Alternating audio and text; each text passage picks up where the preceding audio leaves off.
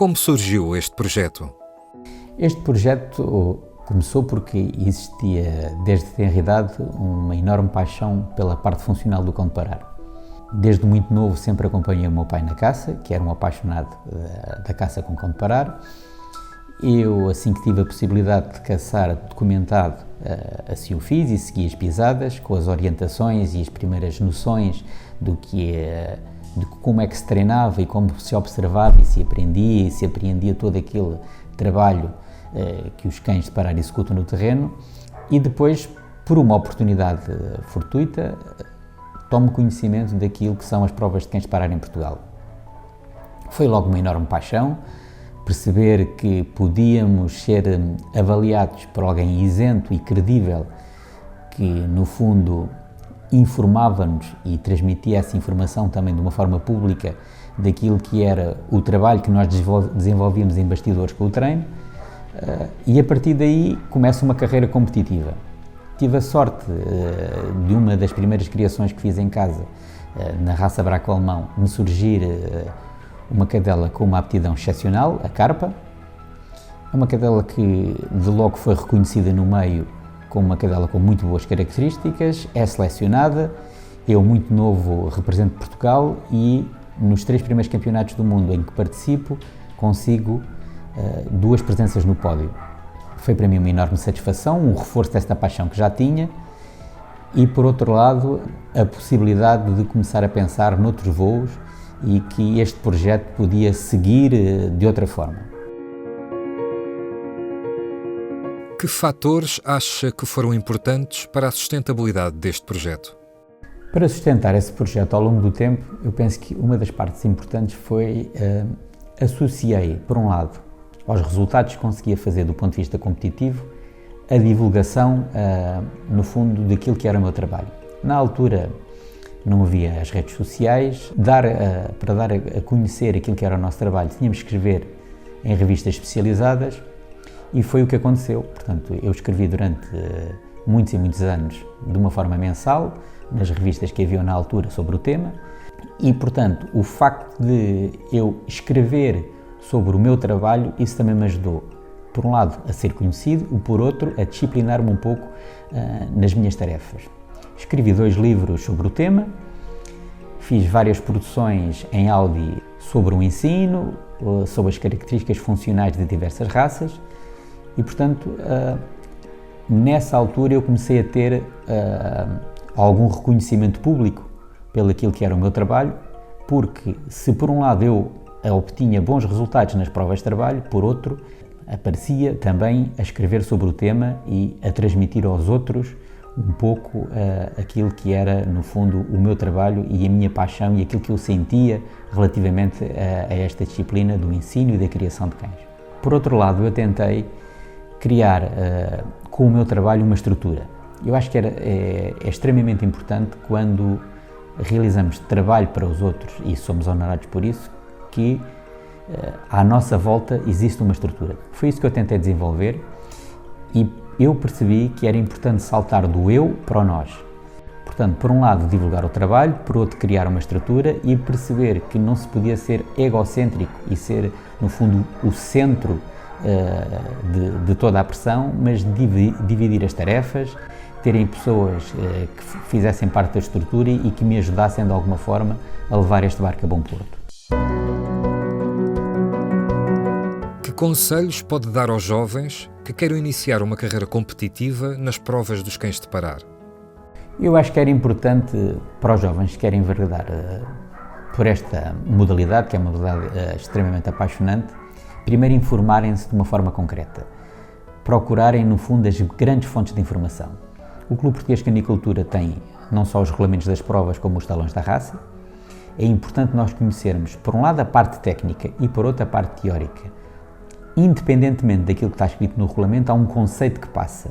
E o conceito que passa é que as provas, para além da parte competitiva, têm uma parte sinotécnica. Portanto, quando nós nos apresentamos numa prova de cães de parar, independentemente do objetivo que temos, de estar lá e conseguir o melhor resultado possível, existe uma função, existe, no fundo, uma responsabilidade que é contribuir para aquilo que é o desenvolvimento das raças.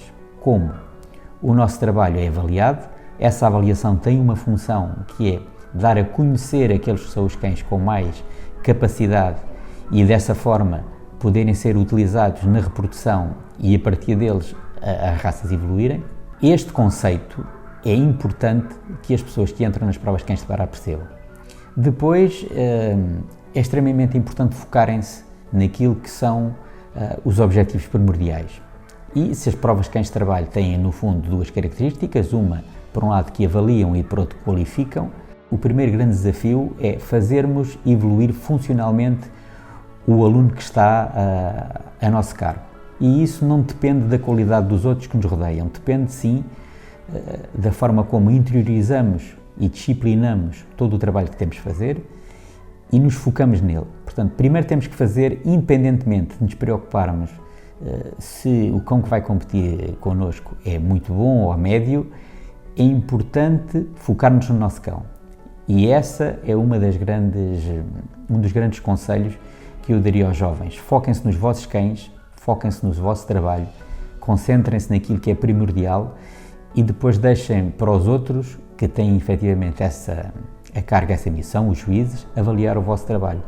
Não vale a pena termos muito ruído à nossa volta. 2022 foi um ano com excelentes resultados para o Centro Pedagógico Canino Beira Tejo. Quer falar-nos um pouco desses momentos? 2022 foi realmente um ano marcante para nós. Já tínhamos tido bons resultados noutras alturas, tivemos até títulos que nos consagraram campeões do mundo em algumas disciplinas, mas para mim 2022 marcou. Marcou porque criámos uma equipa com muitas valências. A equipa de cães que apresentámos mostrou que os resultados não dependiam de um cão, mas a equipa era forte e quando um cão, por qualquer questão, tinha algum azar no percurso, havia sempre outro que, com a mesma qualidade, podia superar, no fundo, essa menos sorte que o companheiro tinha tido de uma forma anterior. Em Andaluzia, que é um dos palcos que mais prazer me dá neste momento correr, foi um ano excepcional. Em 7 dias estivemos sempre presentes na final, portanto sempre com notas de coeficiente elevado, com a atribuição de menções de CAC. Nas barragens foram várias vezes que conseguimos o CACIT e a reserva de CACIT. E tudo isso com 5 cães diferentes. Portanto, isto é um prazer enorme porque reflete, isso, acima de tudo, não só a qualidade dos cães que temos, mas também, de alguma forma, a qualidade do nosso trabalho. Porque não era um cão que aparecia, eram vários cães que apareciam com qualidade. Por outro lado, esses resultados, sendo naquilo que, no meu entender, é o palco mais competitivo neste momento para a modalidade, foi realmente muito gratificante aquilo que aconteceu este ano. Depois, as provas continuaram em Portugal, as provas de caça prática desenrolaram-se sempre, no fundo, com bons resultados para a equipa. Surgiu no final das provas de cães de parar aquilo que é a prova mais emblemática e que fecha, no fundo, o calendário de caça prática, que é a Taça de Portugal. Conseguimos vencer, o cão que venceu num dos dias teve a menção mais alta, o CACIT, e no segundo dia uma menção de reserva de CAC. Foi extremamente competitivo, porque o nível de provas em Portugal, o nível de desempenho dos cães é um nível muito alto e, portanto, vencer a Taça de Portugal não foi fácil, foi até o último segundo, contando todos os pontos possíveis e imaginários, e quando é assim, quando é disputado, quando é renhido, a vitória tem no fundo um sabor diferente.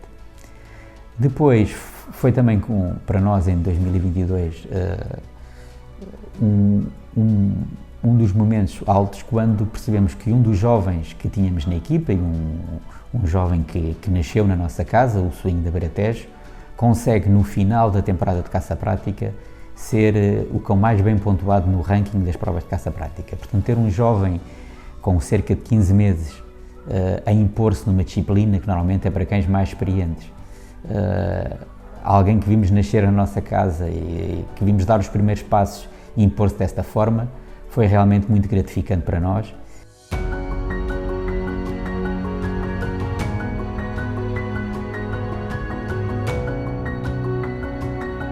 Tendo em conta todo este percurso de sucesso, quais são os seus planos para o futuro? Bom, os planos que temos para o futuro, no fundo, é fazer crescer ainda mais a nossa estrutura. Nós estamos dentro do Sesimbra Natura Park e temos à disposição condições de trabalho excepcionais. As nossas ligações são ligações de futuro, são ligações de muitos anos, portanto, temos essa segurança para poder continuar a trabalhar e a poder continuar a investir. Queremos dar mais valências aos nossos clientes. Para nós, a competição é importante no sentido de ela ser a disciplinadora do nosso trabalho e trazermos depois para o nosso cliente, que não é cliente de competição, no fundo, todas as valências e todas as competências que a competição traz. Áreas como a Hunting Consulting Baratejo é um projeto que vai ter seus desenvolvimentos em 2023-2024, que no fundo passa por apoiarmos aquilo que é o caçador comum, no sentido de que é alguém que gosta de tirar partido do seu cão, mas não quer competir, darmos algumas valências que a competição nos dá, no sentido de que essa relação entre o caçador e o cão tire o maior proveito possível da funcionalidade e desfrutar o máximo possível do trabalho dos cães através da nossa consultoria. Temos áreas para isso, estamos a criar novas áreas, essa é uma parte, e por outra naquilo também que é o mundo à volta do cão e que não passa ou que passa ao lado da parte funcional do cão de parar.